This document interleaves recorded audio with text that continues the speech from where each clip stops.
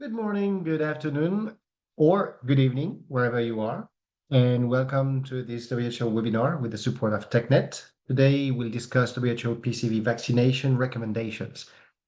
You can listen to this session in English and French. So the session is delivered in English, but you can listen to the session in French with our interpreter.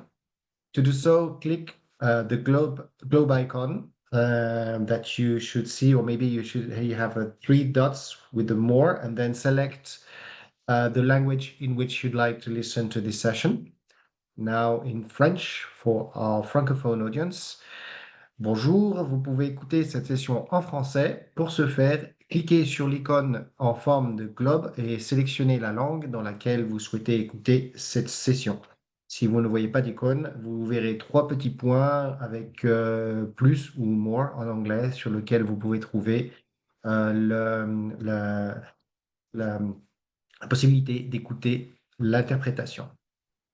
We'd be happy to know who's with us today, so feel free to introduce yourselves in the chat box and tell us your name and where you're from. You can also use the chat box if you need any technical support. I'll do my best to help you. If you have any questions during the presentation, as usual with us, please use the Q&A box. So the Q&A box is available at the bottom of your Zoom window. You can ask your questions at any point of the presentation, and our panelists will answer them in writing when they can. And some questions will be selected to be answered after the presentation. Finally, this session is recorded as usually, and we'll share with you next week the links to the video as well as the slides by email. Since we have yes, and so that's it. And I hope you'll enjoy this session, and I'll give the floor to Alejandro. Alejandro, the floor is yours.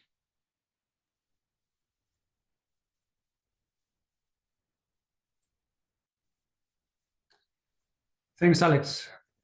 And again, a very warm welcome to everyone. And thank you for joining today's webinar. As Alex said, on the latest pneumococcal conjugate vaccine recommendations, with a special focus on the two-dose 1+1. As you may know, there's an updated position paper from WHO that was released in September. So there is quite an interest on this two-dose schedule option. So we hope that today's session aims to or provides some clarity on the recommendation itself, but also on some other important considerations, as well as support that is available and the next steps.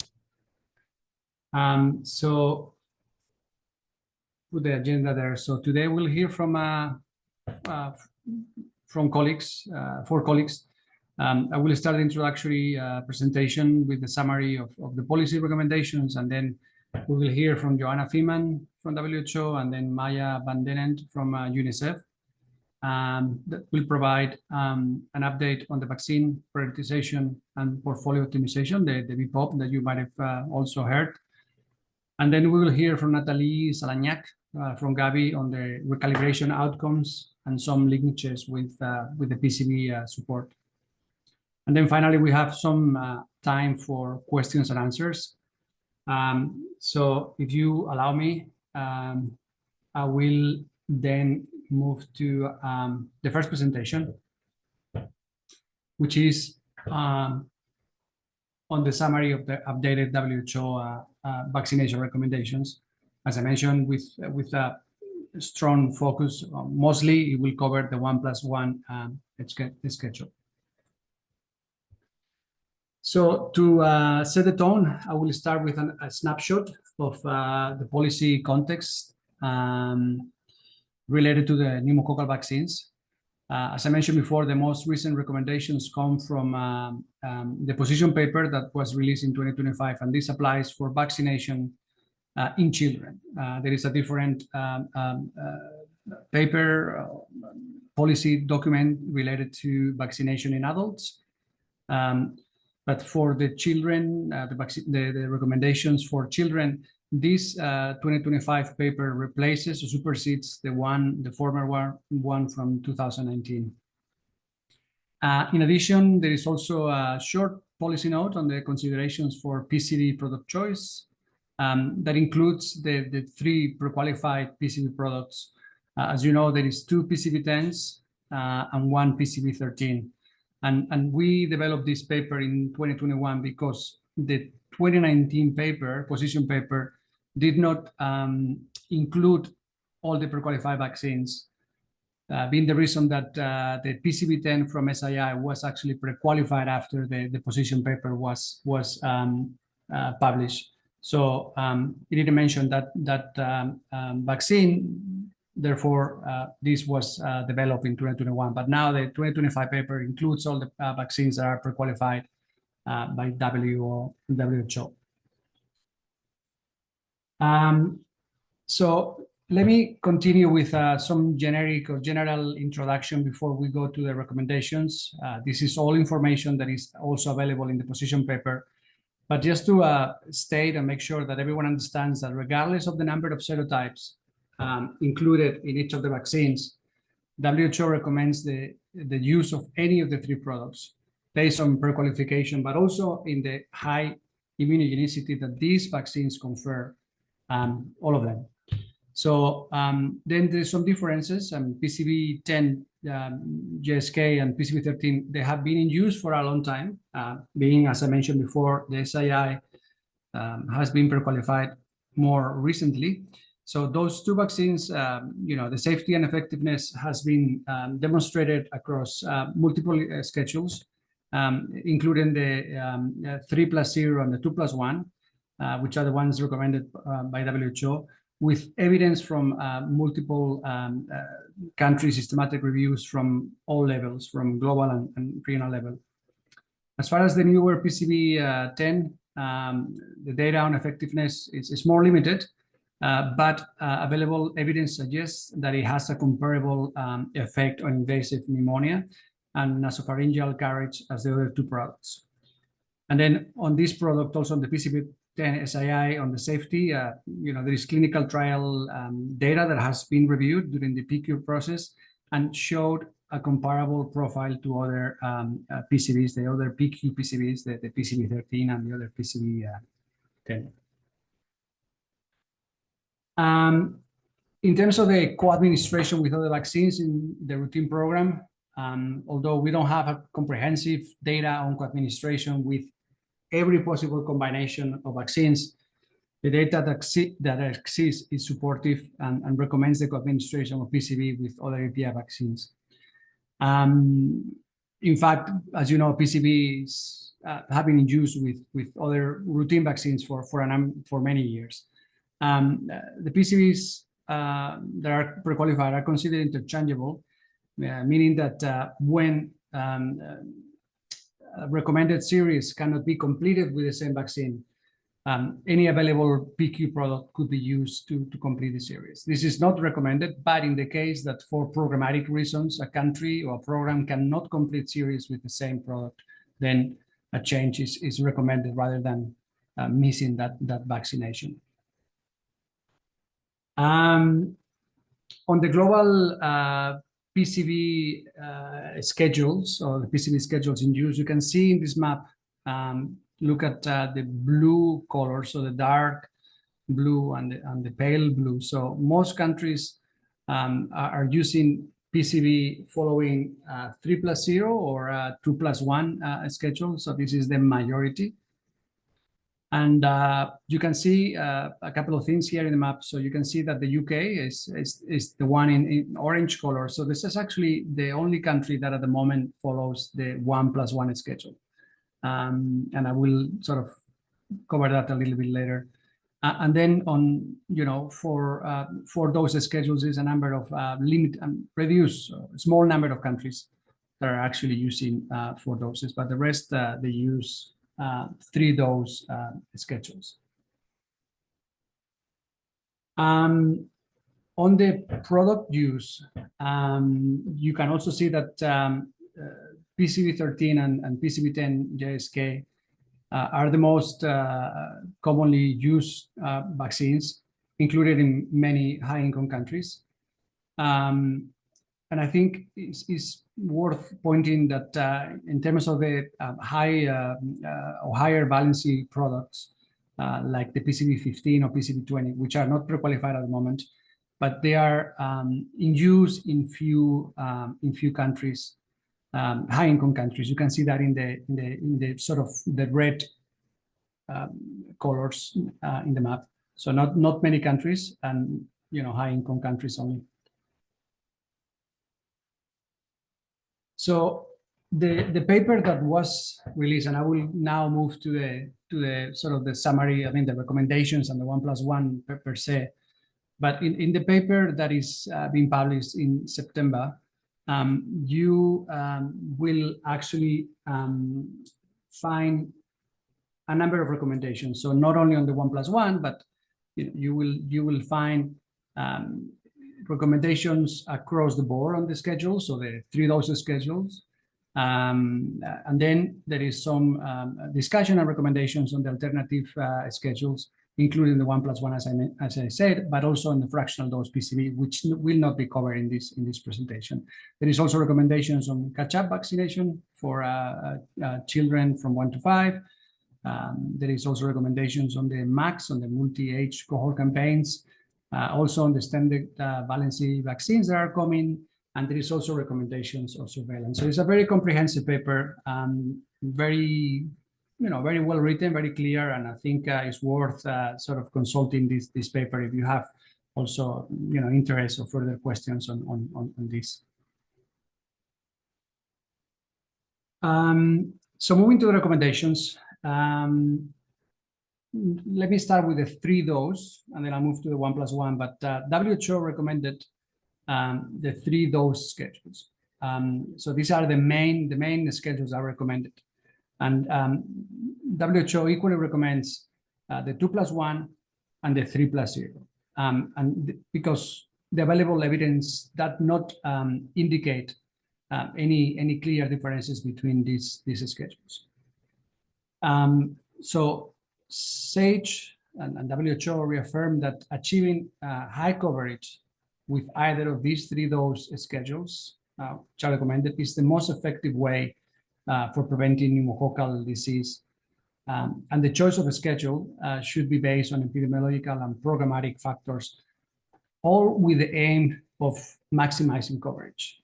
So whatever, obviously based on EPI, but then the programmatic factors should always facilitate or should always be made in order or with the goal of achieving the highest possible coverage.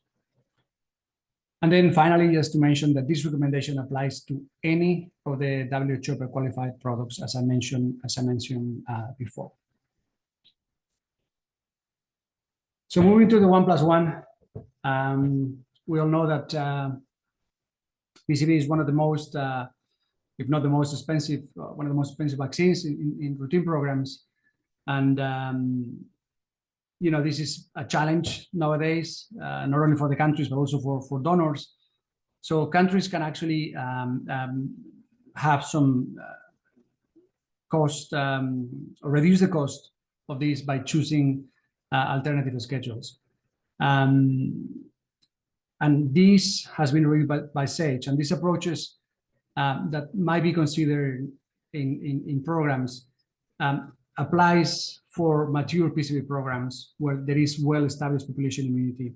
What I mean by mature programs is programs that have consistent high coverage, so not high coverage achieved in the last year or in the last couple of years, but they have a number of years behind where the coverage was very was high. So this is what I mean by mature.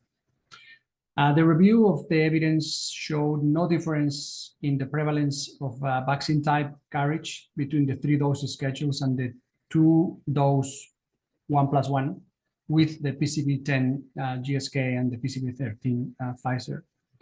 So no difference between these schedules.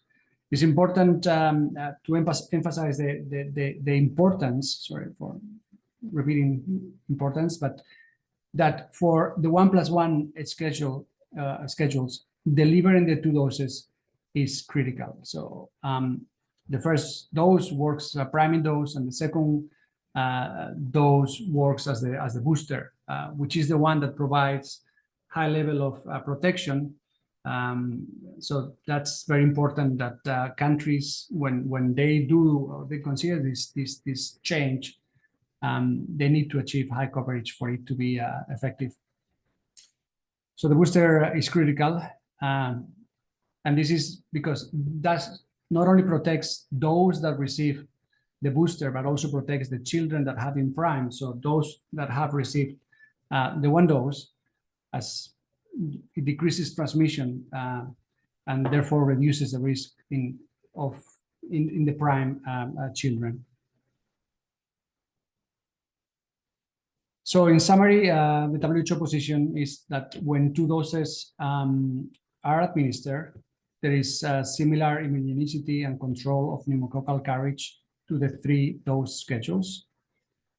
When administering a 2-dose schedule, the first dose can be given as early as 6 weeks of age, and the booster can be given from 9 months of age. It is important to remember, of course, that this is an off-label use of the vaccine, but it can be considered to reduce costs and number of injections in countries that meet certain strict criteria, and we will cover that later on in a couple of slides.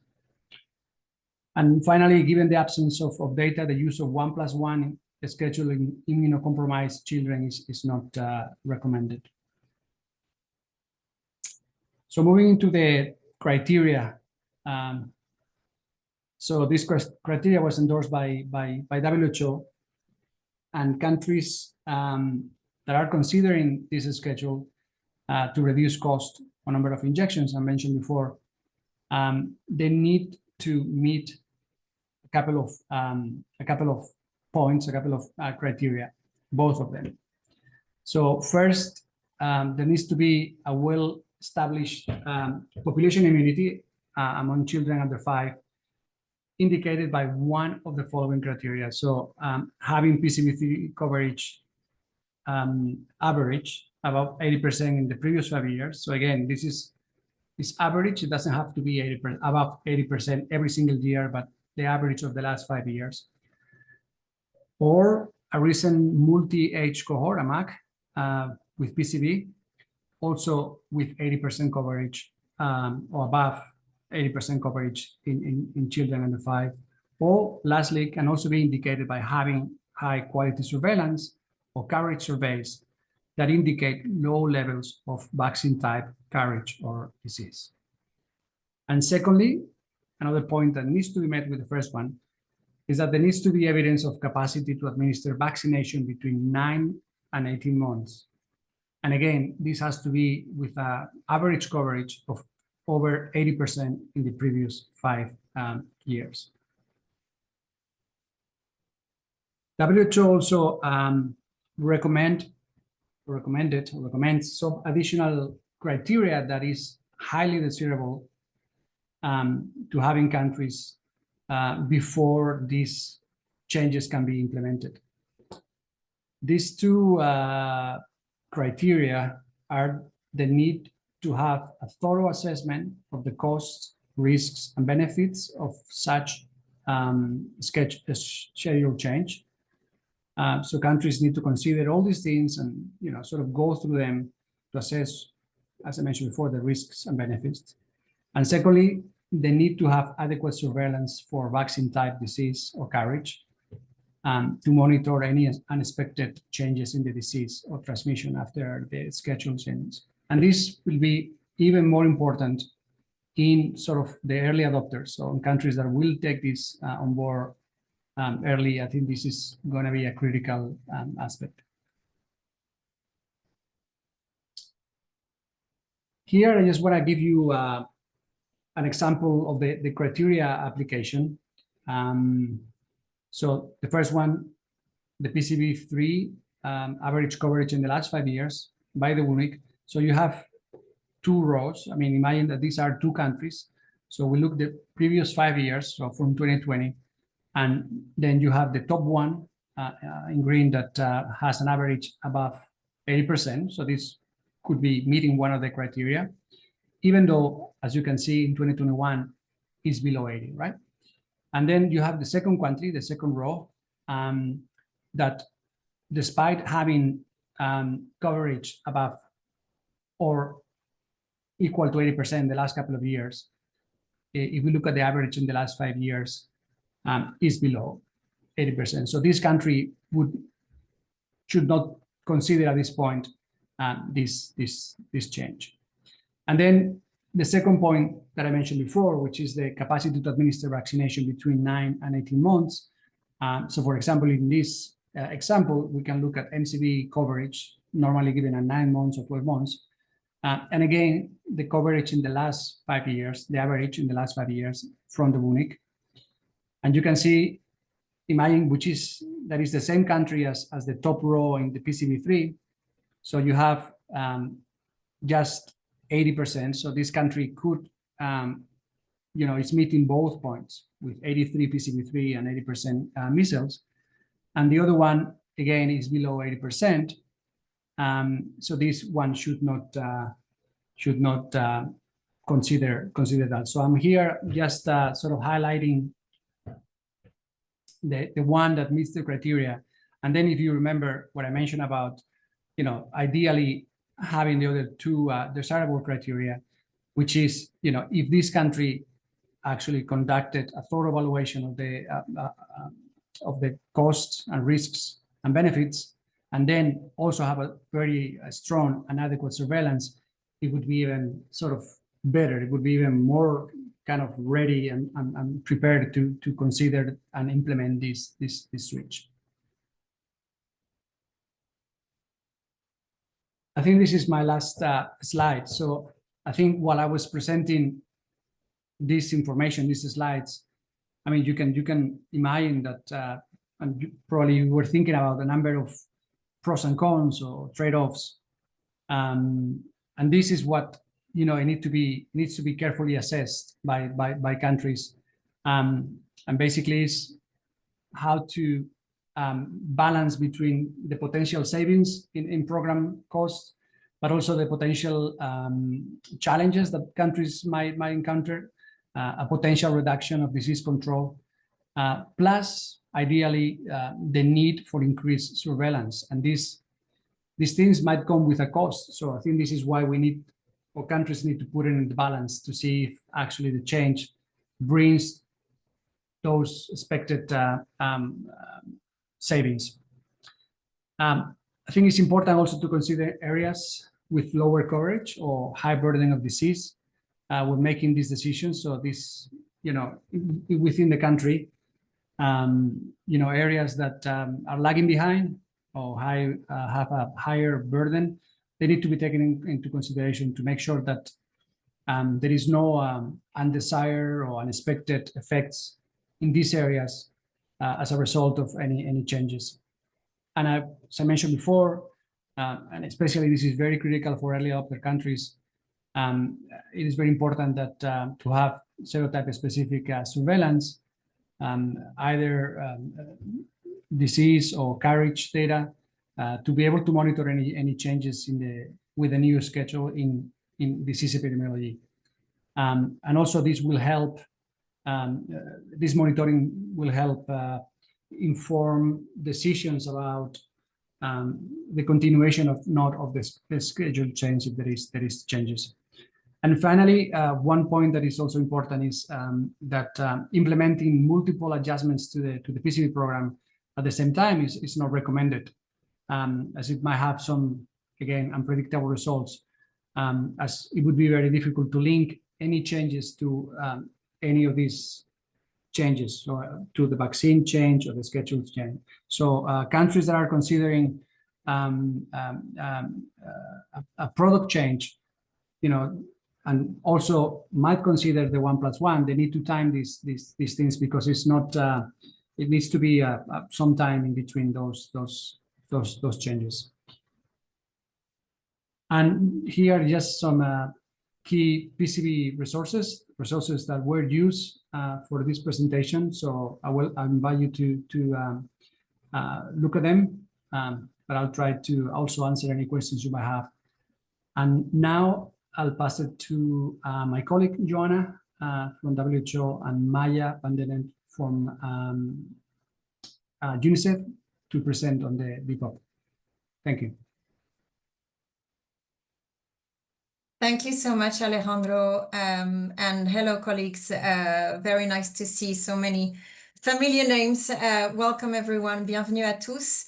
The purpose of the presentation here, we have a few minutes to bring some context to this question of trade-offs and how countries should assess the different options that may be available to them. And so this is the broader concept of vaccine prioritization and portfolio optimization, also known as VPOP.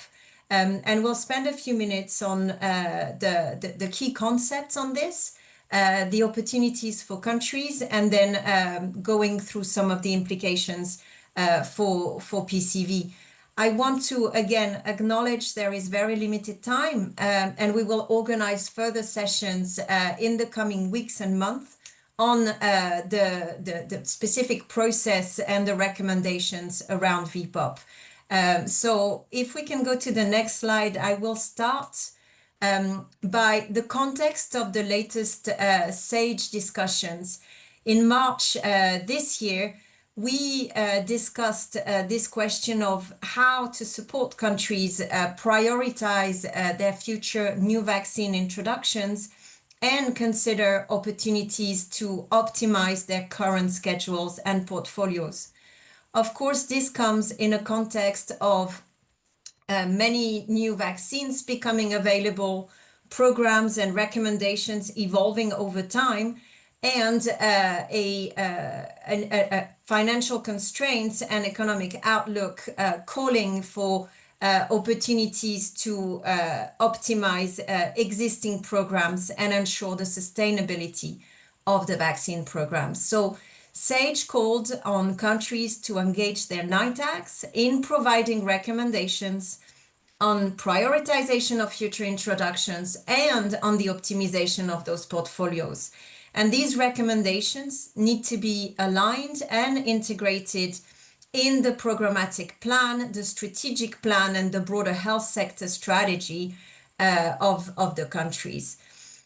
You can find more details, of course, in the meeting report, and the link will be on the slides.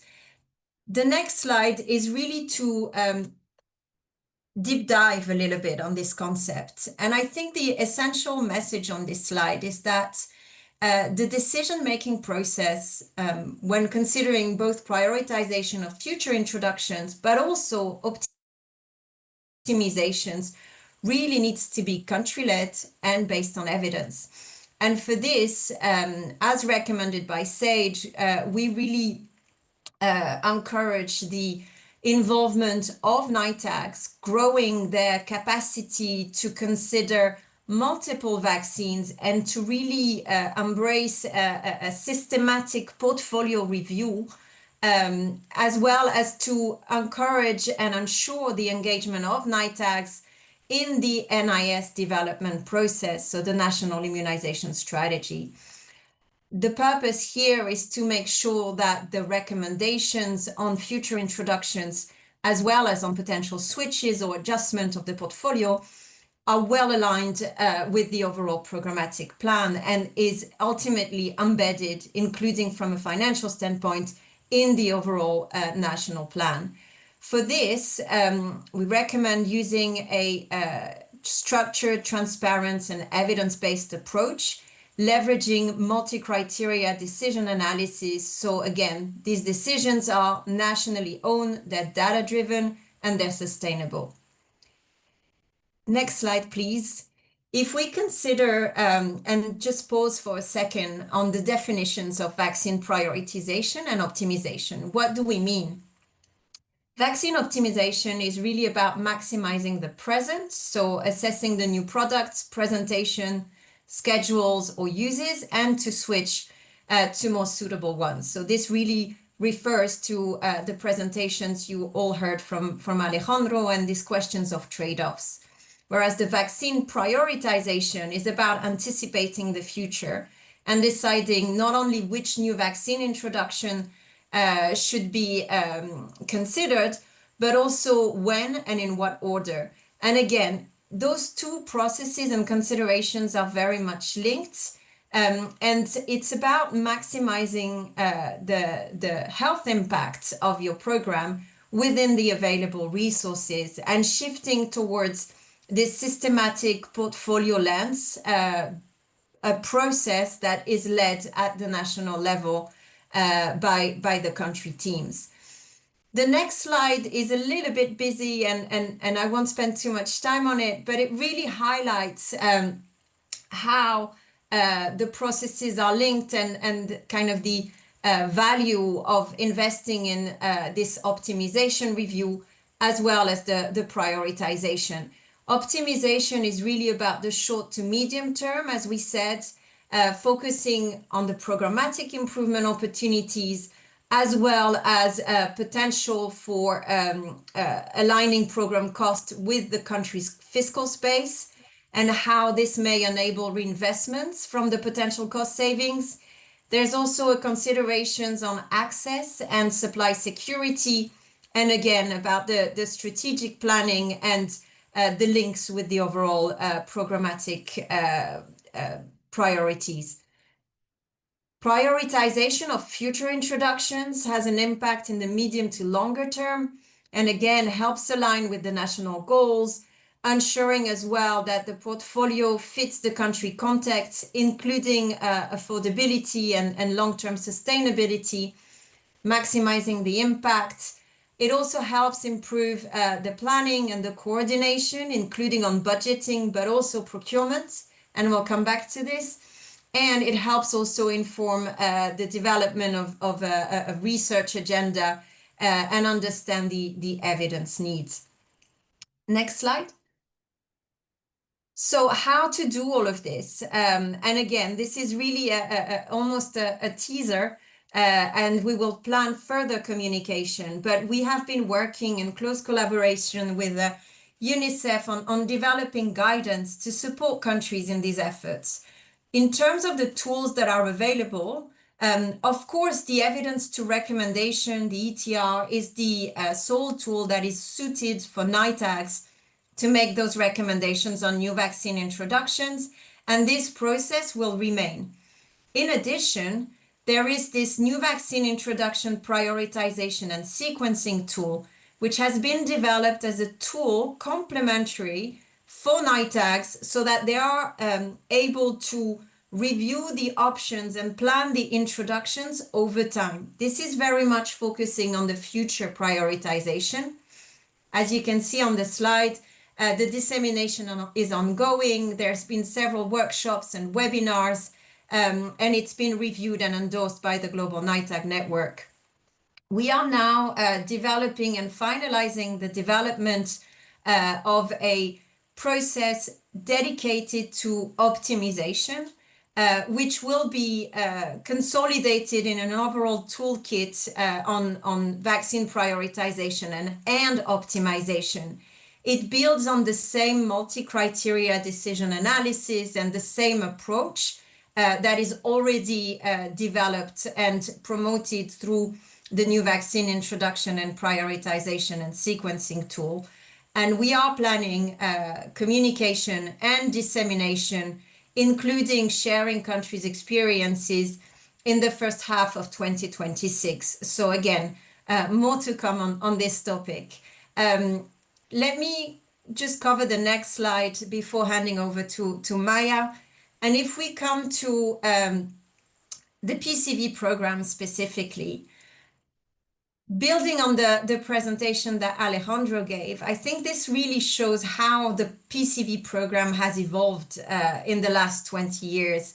From the early 2000s and the first PCV7 that was available in the US and European countries, we see here the number of products that have come to the market, the number of presentations and new presentation in the last years, as well as the evolution of the policy recommendation from the 2007 position paper all the way to the most recent one this year, as well as the evolution of price.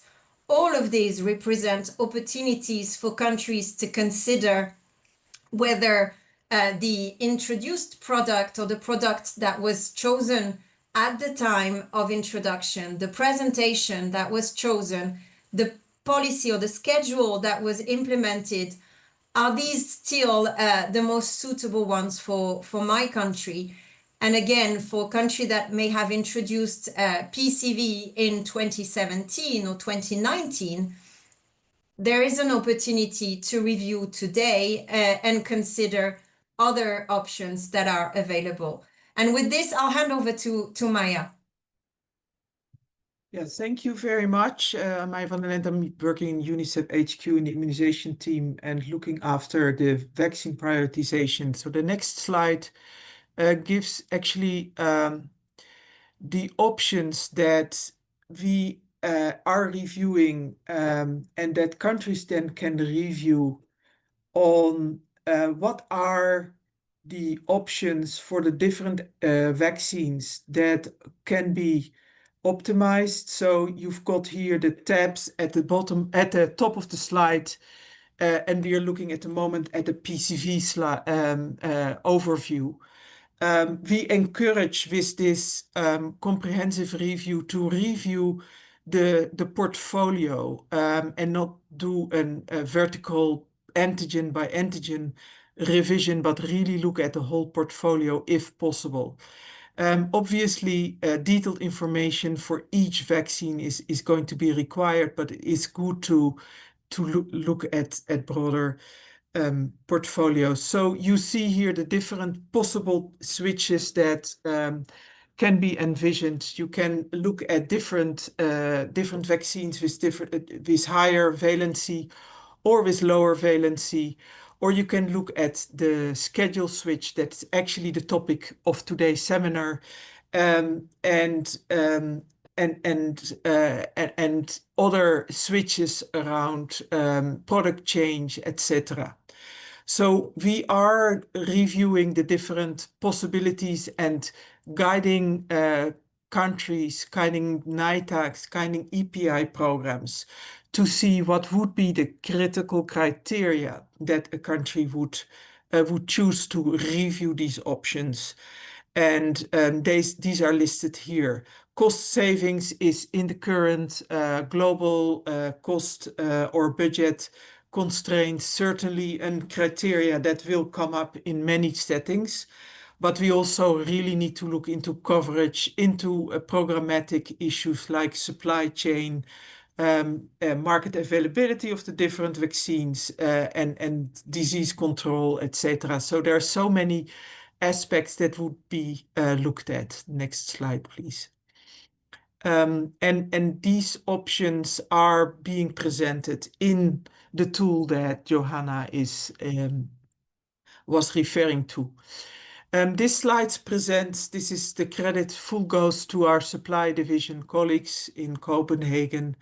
This goes to the spread or the different vaccines that are currently available through supply division, pooled procurement.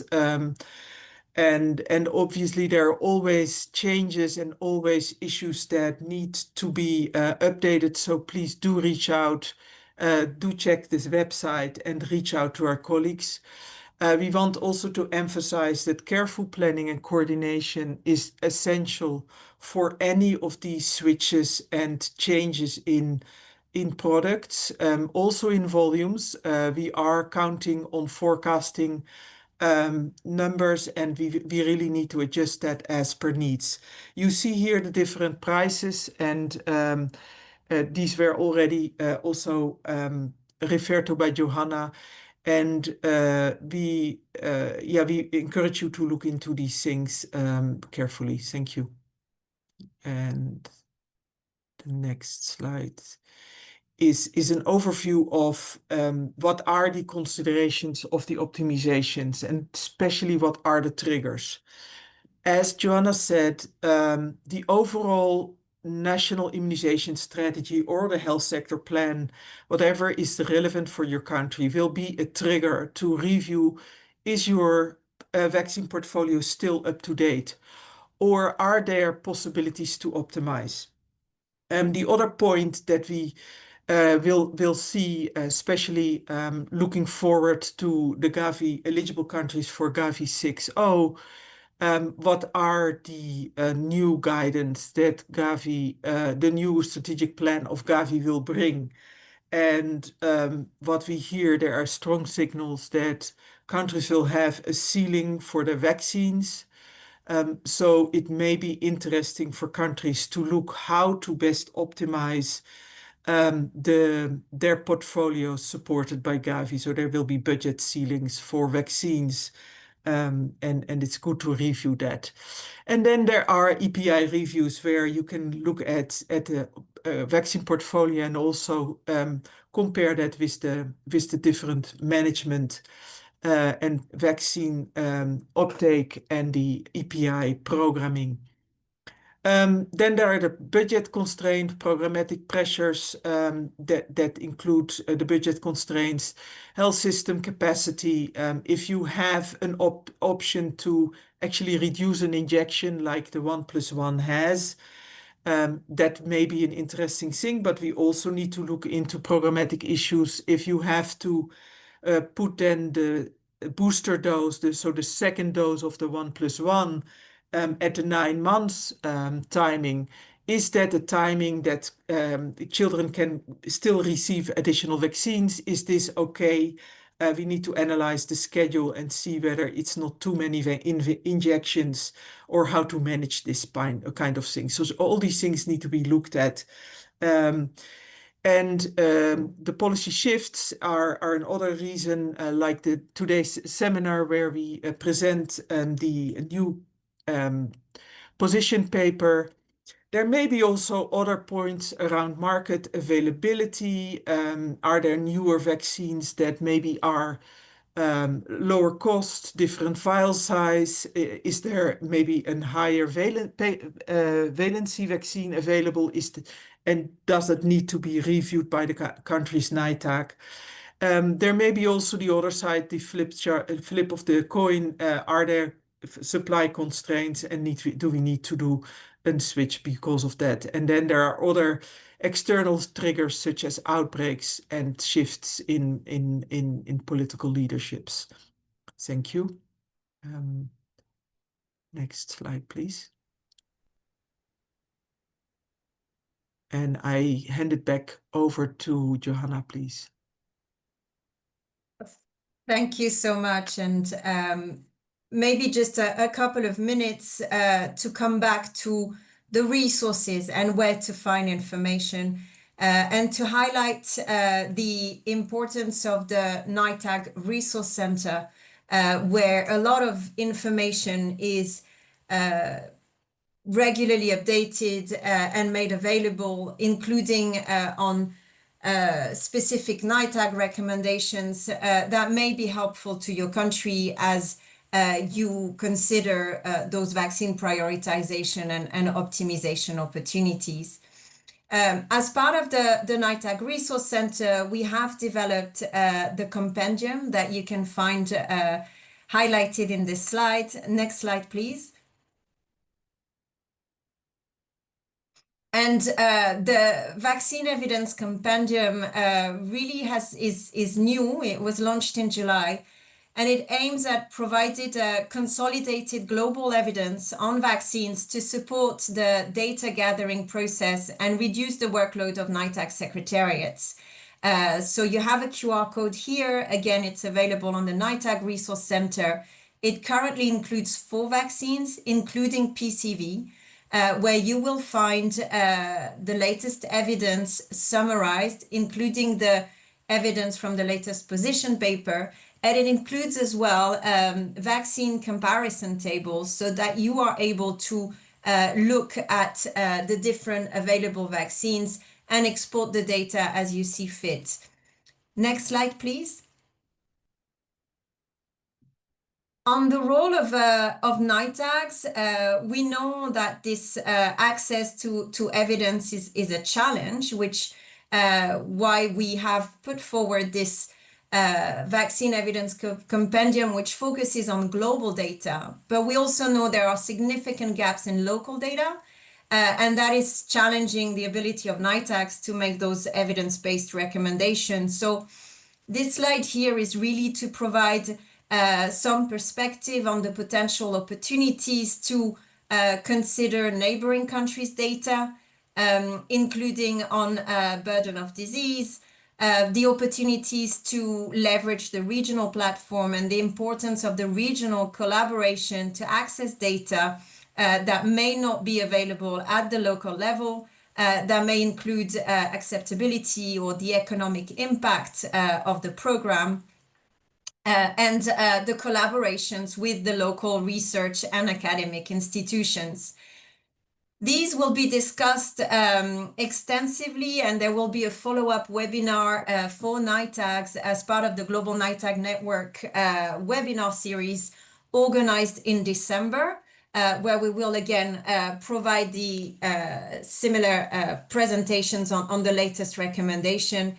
And then my last slide really highlights that the Global NITAG Network meeting is taking place next week with 119 members that will, this network serves as a community for NITAGs to exchange experiences and lessons learned. And there is a draft agenda here. Please do reach out if of interest to attend some of these discussions. As you can see from the extract here, the question of prioritization and optimization will be discussed on day one, and where the role of NITAGs in this process will be further discussed with NITAGs and their secretariats. Thank you so much. I hand back to you, Alejandro. Thanks so much, Joanna and Maya, for this presentation. I will pass it now to the last colleague from Gavi, Natalie Salagnac, which will be covering the Gavi 6.0 recalibration outcomes. Natalie. Hello, everyone. My name is Natalie Salagnac. I'm a senior manager in the Gavi strategy team.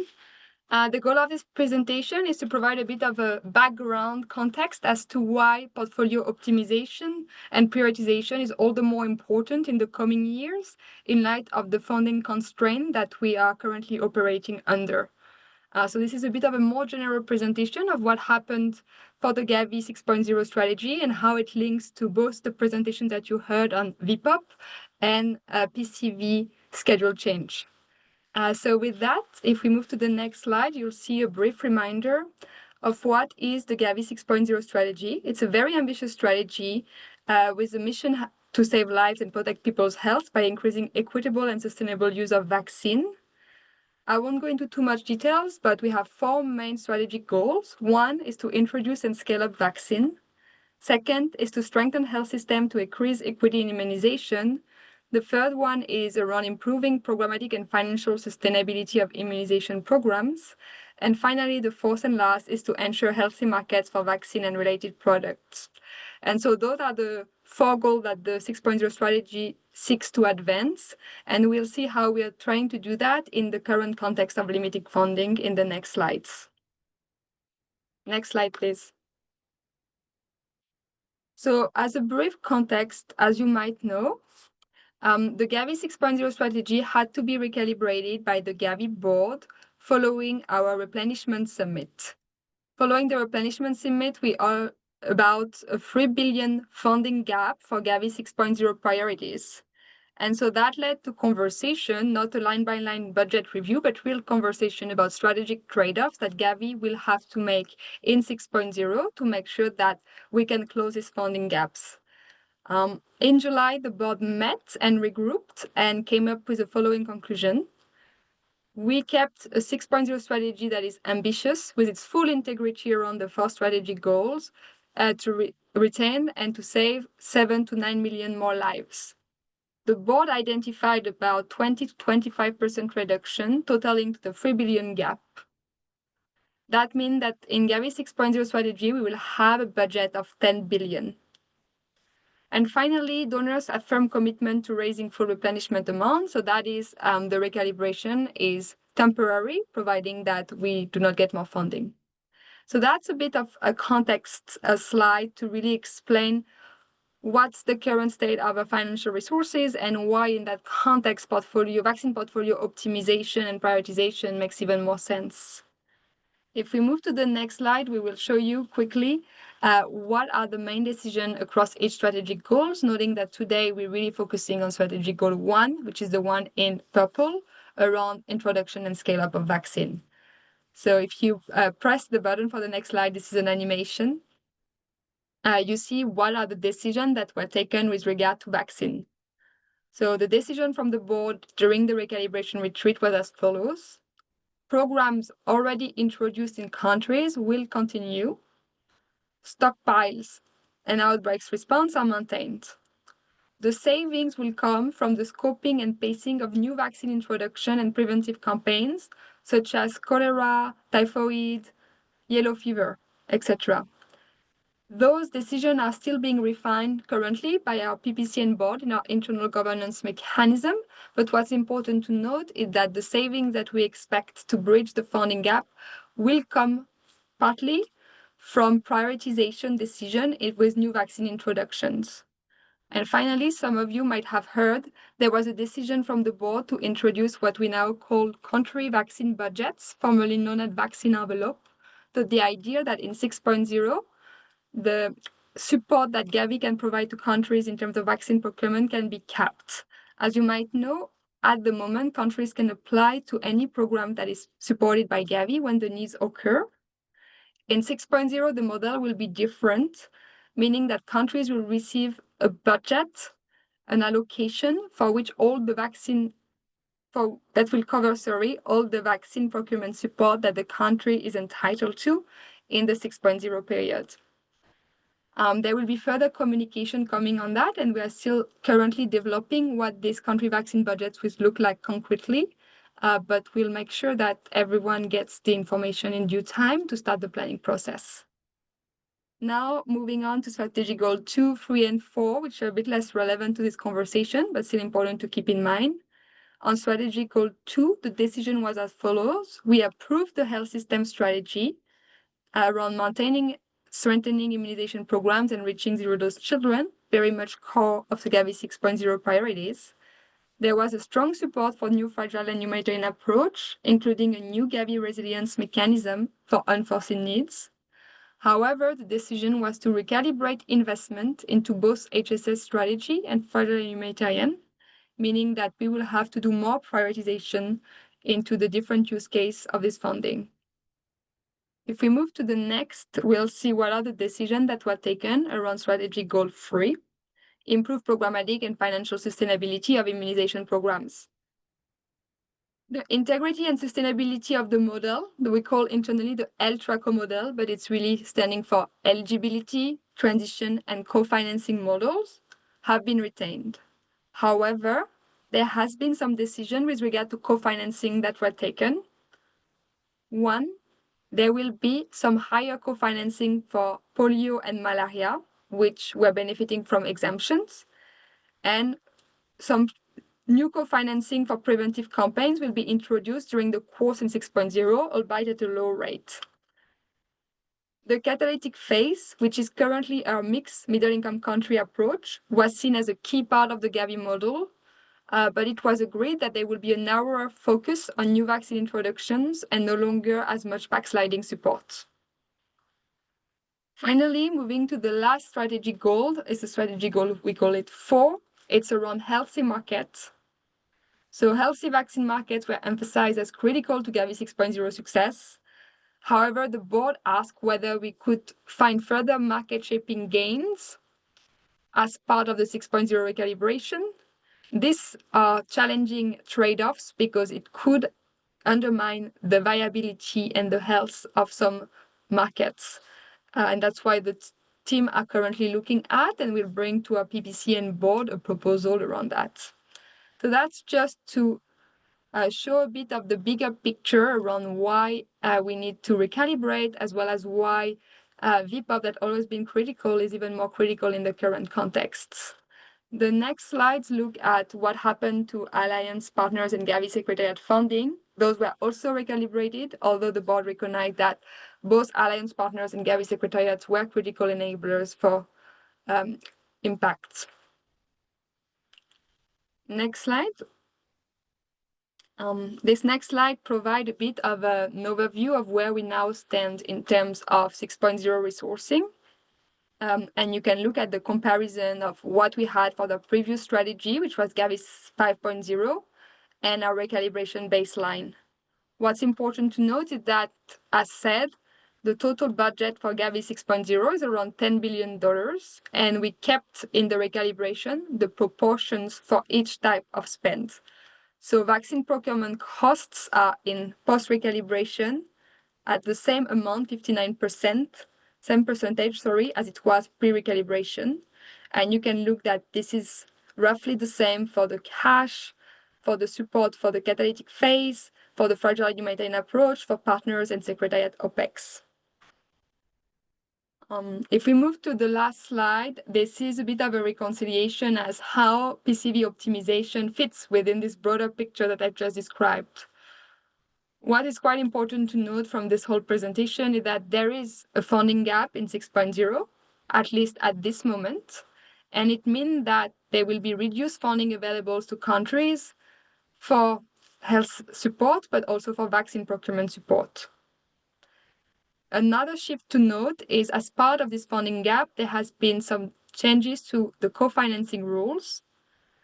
There will be more co-financing on campaigns, and that was already the case as part of the ELTRACO model. Initial self-financing countries will be asked to co-finance their doses based on a percentage of the vaccine price. This is 7% for PCV, and no longer a fixed contribution per dose, 20 cents per dose. That means that countries have a direct interest in optimizing PCV as they could reap the benefits and the savings. The impact is really to encourage portfolio optimization to reduce the financial burden on countries and make the best use of our limited available resources. PCV and HPV present opportunities for cost-saving optimization options through the 1+1 schedule that we have just discussed, but also lower price product switch. The timeline for the switches are around the beginning of the first half of 6.0, so the next 2 years. As you know, Gavi will require countries to conduct holistic planning in the first 2 years of 6.0, and then implement in the later part. For optimal cost savings, switches will need to happen within the first half of 6.0 to ensure that country can start reaping the benefits of it as of 2028. So that concludes a bit the presentation on where we stand in terms of financial resources and why optimization is important in 6.0. Thanks. Thanks, Natalie. That was very, very useful. So with this, we finished the presentations.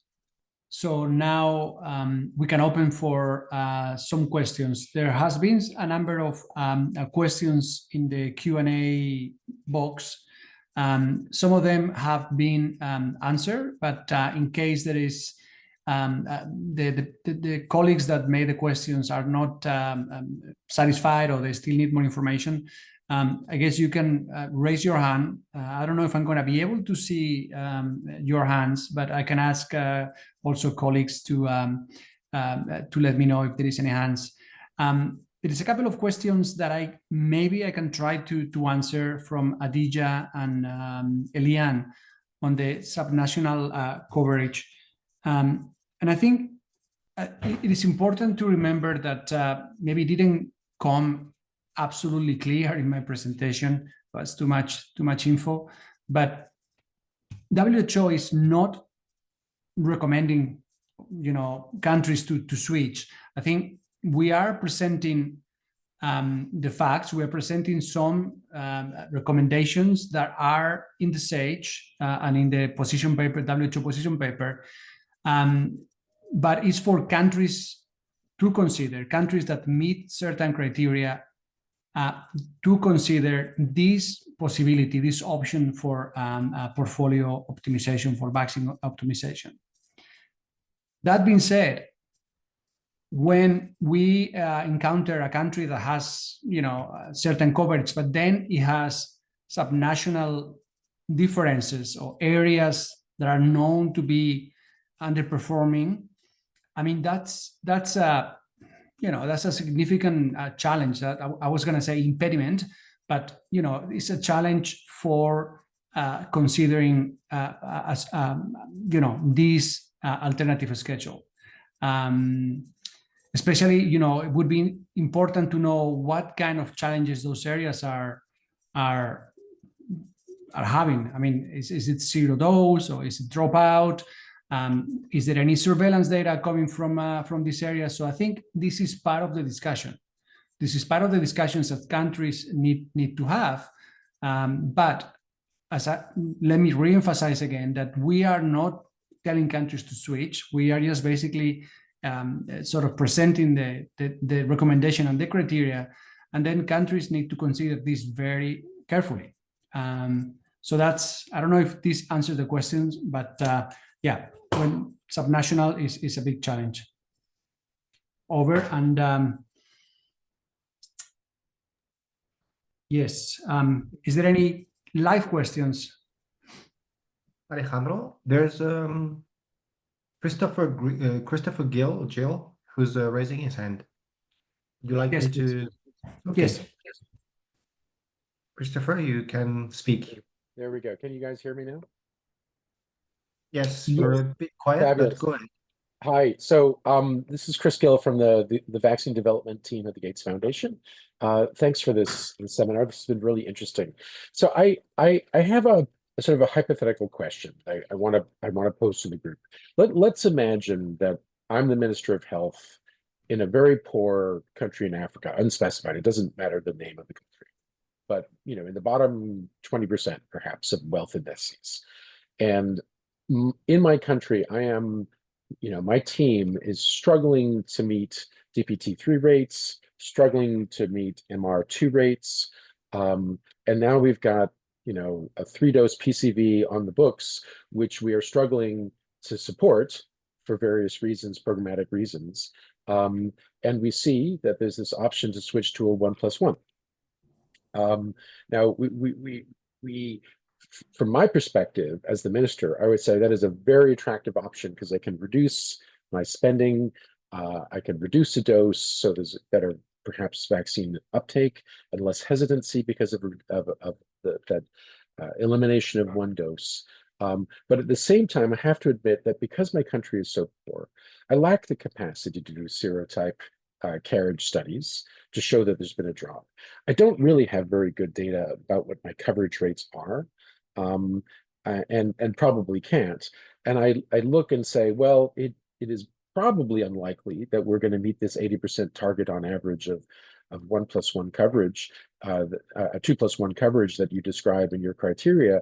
But I'm thinking to myself, this number 80% is a made-up number. This is a magic number. Why should I not just make the switch and save money for my country and hope for the best?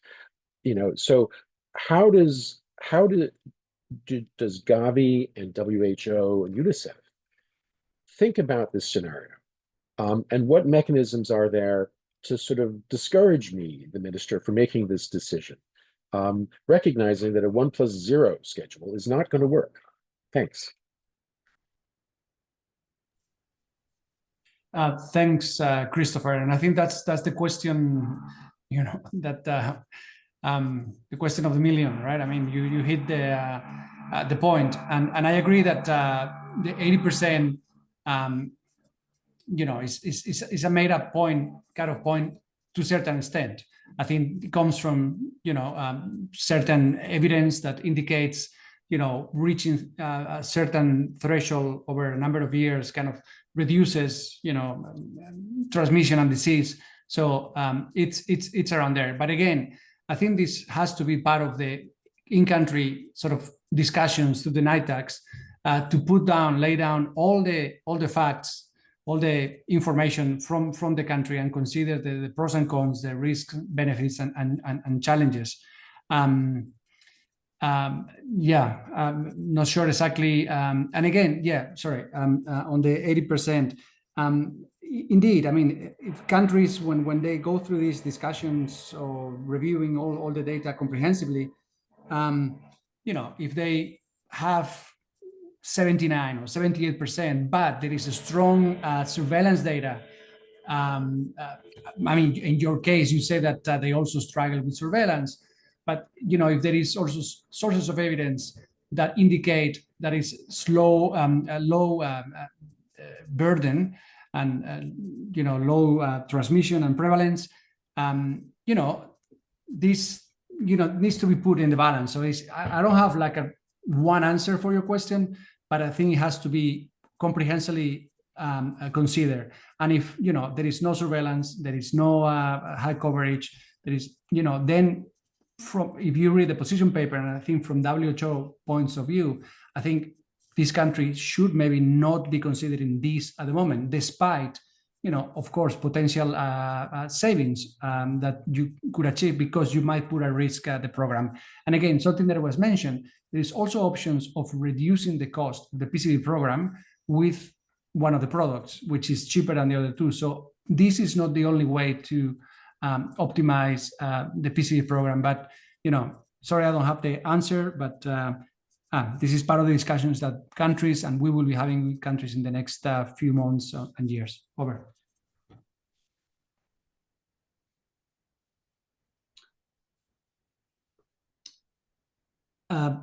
Adija, are you the next one?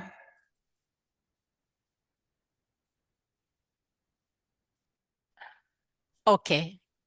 Thank you, Alejandro, and a really great webinar. Given that you've attempted to answer the question on the subnational coverage, although I'm not completely satisfied with the answer, maybe we'll continue the conversation offline. Mine are more around the VPOP presentation. I would just like to hear from the three presenters, Maya, Joanna, and the colleague from Gavi, to serve on their brains on how will they imagine on this context of constrained funding, how can partners support countries in making this strategic trade-off, balancing new vaccine introduction, program sustainability without compromising immunization coverage or long-term impact. I will really want to hear their perspective on this. And the second and the last question is, how can we foster a collaboration? Really, we have many partners working on the VPOP agenda. So how can we foster this collaboration to accelerate, in some cases, vaccine introduction, optimize portfolio, but most importantly, to reduce the cost while ensuring the decisions are really contextually appropriate for each country. So just to serve their brain on the implementation side on how they see this moving forward. Over.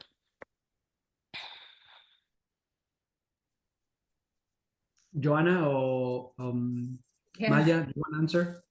Yeah, thank you, Alejandro, and thank you, Adija, for the question. I think it's also an important one.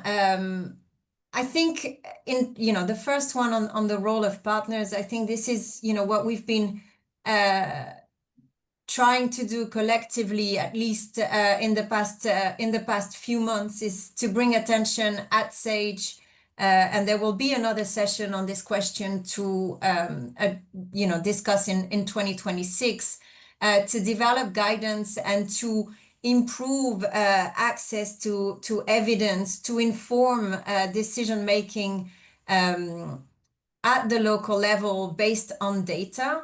As we go into actual reality checks, I want to say, working with countries on there are specific questions, there are specific budget constraints, and we heard from Natalie on the Gavi constraints, which will put more pressure on the low and middle income countries. We will need to support countries in focusing on some questions, and I think the recommendations will in our support will be a step-by-step approach. I think there is also maybe a lot of expectations that vaccine switches may be easy or easily implementable. And I think we will need to do more work to understand and monitor and understand the impact of those switches. And as you point out, avoid to put the programs at risk. As I mentioned, vaccine optimization, but also prioritization is about maximizing the health impact within the available resources. And we discussed a lot about the Gavi countries and some of the Gavi specific aspects, but this question will be relevant for all countries.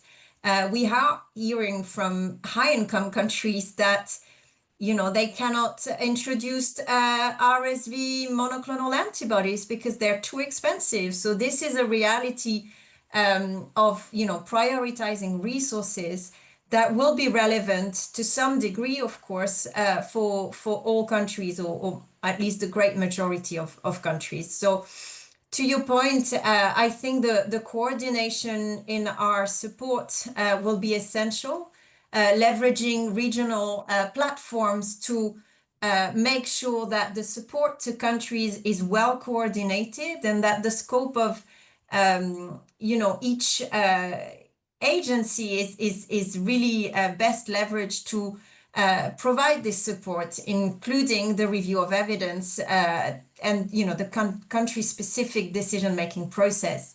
I think the key message from the presentation here on VPOP is the importance to review across the portfolio to make sure that the NITAG is involved, and to make sure that this is a country-led process that then enables countries to advocate for their decisions and why they chose one way or another. So I hope this somehow clarify. As I mentioned, there will be further discussion at the Global NITAG Network meeting, at the EPI Managers meeting in West Africa next week, and more webinars to be scheduled as well. And of course, I look forward to discussing further with you. Thanks, Joanna. So I don't see any other questions. I'm also checking the Q&As.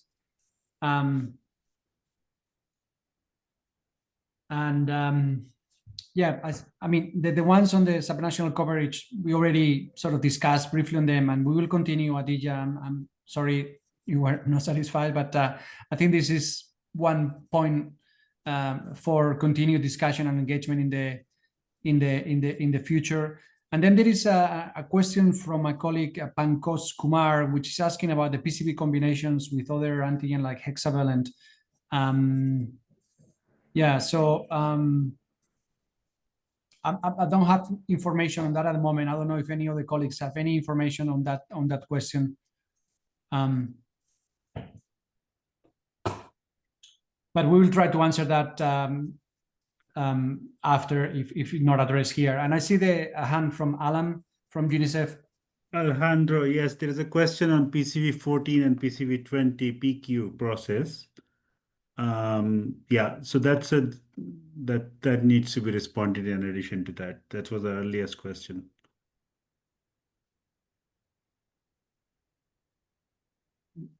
Maybe we'll add that to the FAQs when we respond to the other question.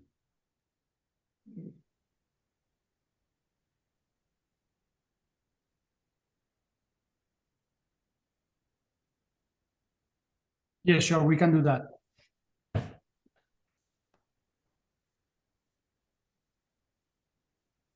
All right. Is there, you see any other questions?